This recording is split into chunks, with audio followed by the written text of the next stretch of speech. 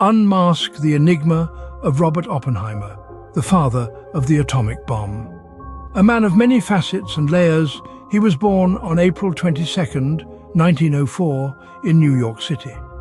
The son of wealthy, assimilated Jewish immigrants, Oppenheimer was raised in a Manhattan apartment adorned with paintings by Van Gogh, Cézanne, and Gauguin.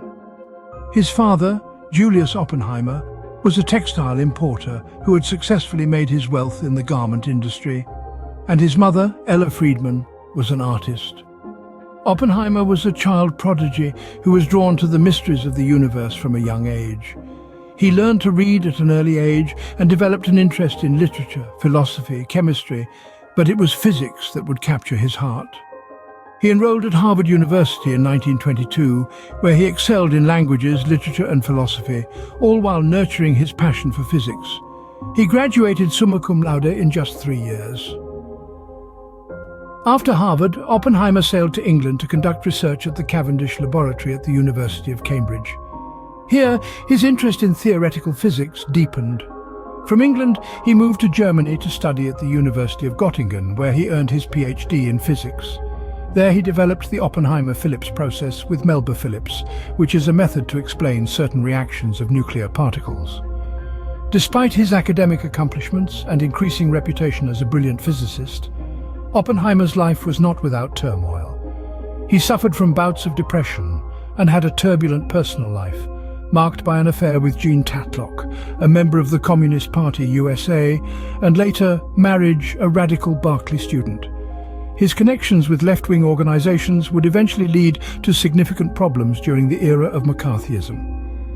In 1939, the scientific world was shaken by the discovery of nuclear fission. With war looming in Europe and the potential for nuclear weapons becoming a terrifying reality, Oppenheimer found himself drawn into the world of government and military strategy. He was appointed to the role of scientific director of the Manhattan Project, a top-secret US government project aiming to develop the world's first atomic bomb. Oppenheimer assembled a group of top physicists at Los Alamos, a remote site in New Mexico. The Manhattan Project was an unprecedented scientific endeavor, combining the efforts of thousands of scientists, engineers, and laborers in a race against time.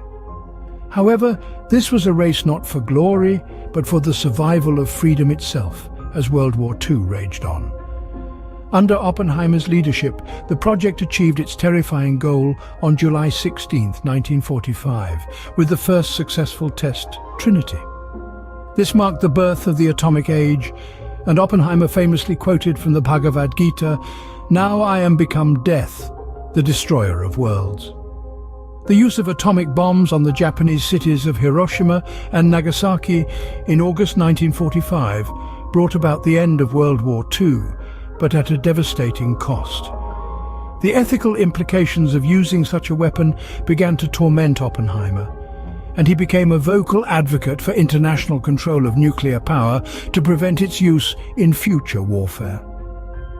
In the years following the war, Oppenheimer's past affiliations with communist organizations led to a security investigation, and his security clearance was revoked in 1954. This period of his life was fraught with controversy as he was ostracized from the scientific community that he had once led.